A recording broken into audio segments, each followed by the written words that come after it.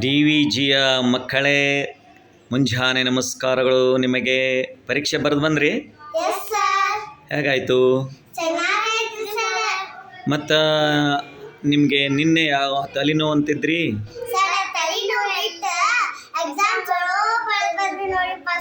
ಅಲ್ಲ, ಕೆಲವೊಬ್ರು ಎಕ್ಸಾಮ್ ಅಂದ್ರೆ ತಲೆನೋವು ಅಂತಾರೆ. ನಿಮಗೆ ತಲೆನೋವು ಹೋತಾ?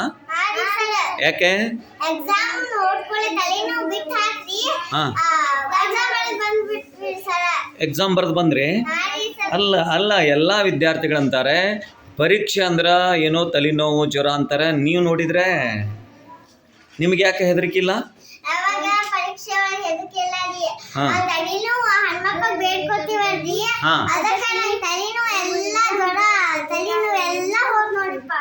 ಹೌದಾ?